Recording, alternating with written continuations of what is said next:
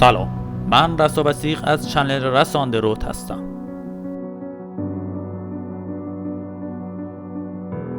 تو هر قسمت از ویدیوها من سفری دارم به یک کشور جدید.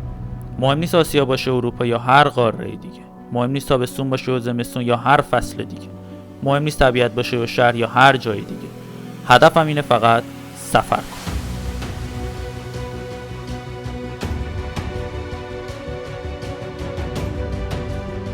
با پیاده، با ماشین، با هواپیما، حتی با قطار و دوچرخه. مهم نیست کجا میخوابم، تو چادر یا هتل و حتی اتاق با چند نفر غریبه. سفر به من انگیزه میده. آدمای جدید میبینم و فرهنگ جدید میشناسم و غذای محلی اونجا رو تست میکنم.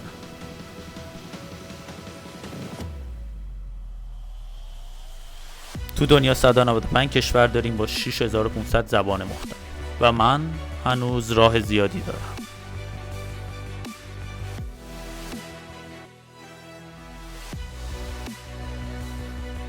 لطفاً برای حمایت چنل من سابسکرایب و لایک کنید. آماده اید؟ پس برید.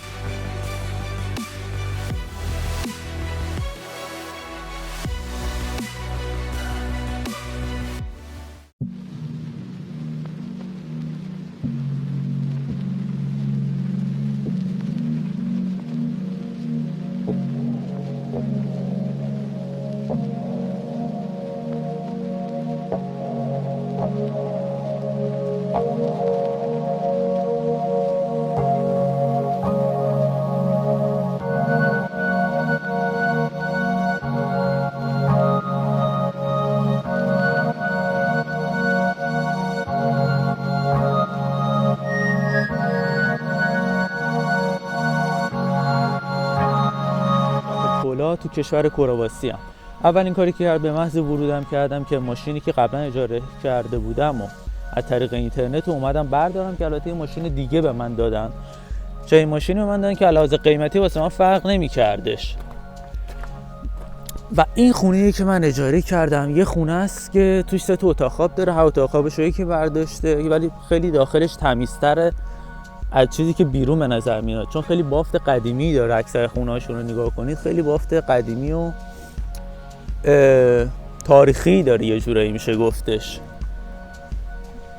ادامه ویدیو رو ببینید. من الان دارم میرم مرکز شهر، حدوداً 4-5 دقیقه فاصله داره.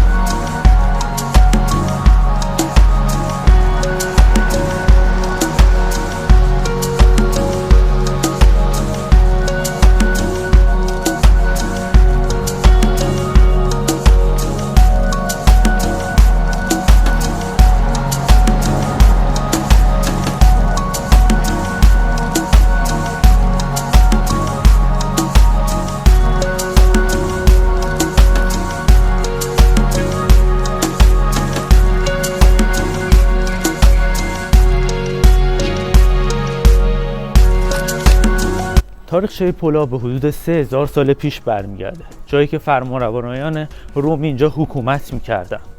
یه نکته جالبی که هستش، از 3000 سال پیش تا الان هنوز سنگ فرش‌های اینجا هیچ تغییری نکردن.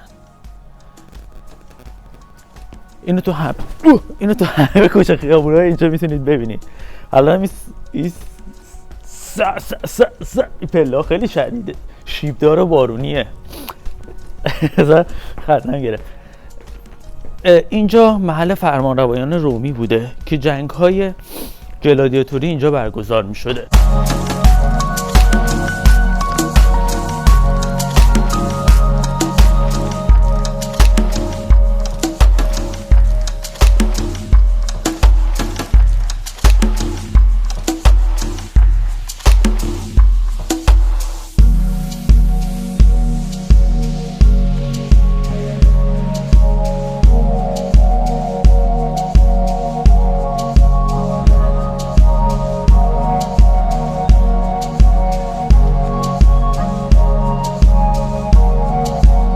اینجا خفن ترین جایی که یه آدم تونه تو مسافرت بیاد. اینجا جایی که حدوداً 3000 سال پیش گلادیاتورها با هم مبارزه میکردن، همون جوری دست نخورده باقی مونده. این مسابقه خیلی واقعا لذت بخشه، همون جوری هستش. خیلی جاهاش تخریب شده به خاطر حالا بارون و خیلی چیزای اتفاقای دیگه. اینجا جایی که مثلا فکر کنم میشستن تماشاگرها، اطلاعی زیادی ندارم چیزی که تابلوه. اینجا جایی که اونجا مبارزه میکردن. اگه فیلم گلادیاتور رو دیده باشی میدونی چه حس عجیبی داره اون لحظه. فیلم اسپارتاکوس.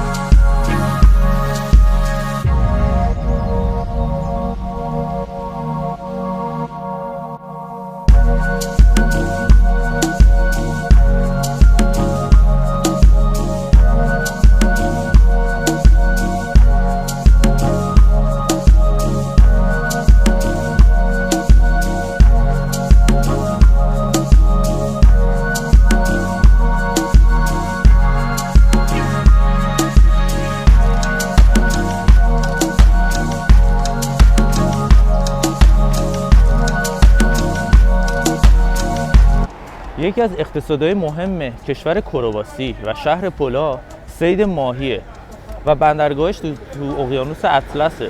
همونجایی که میبینید این یه دونه کشتی صید ماهیه.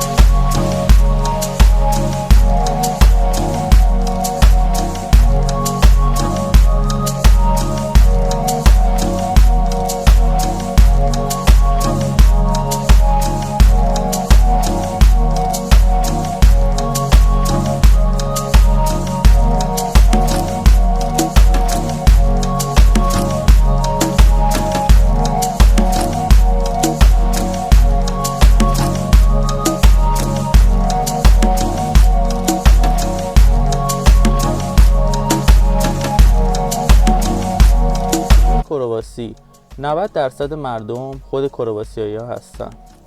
حدود 10%شون صربستانی و ایتالیایی و مجارستانی و کولیا، حالا دقیقا نمیدونم کولیا کدوم کشورن که باید خیلی بیشتر تحقیق کنم راجع بهشون، اینا رو تشکیل میدن. حدودا 92% مردم کرواسی مسیحی هن، حدود 2% مسلمون، بقیه‌اش هم به دینای دیگه یا بیدینن. خب الان من میخوام مسیر رو ادامه بدم و برم به یه دونه جای طبیعتی که تو پولا هستش و بعد از اون به یه شهر دیگه که اسم شهر هستش روینچ هستش که حدوداً 1 ساعت با اینجا فاصله داره. یه شب هم اونجا خواهم بود. ادامه ویدیو رو ببینید.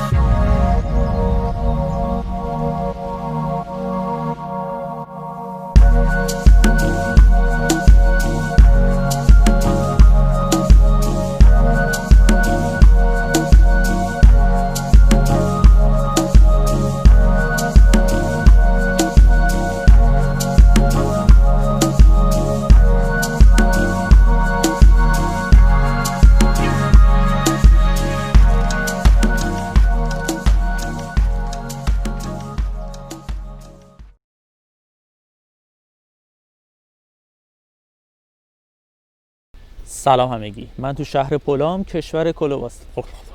یه ذره ساختموناش خیلی قدیمیه، خب اونم به خاطر بافتیه که داره.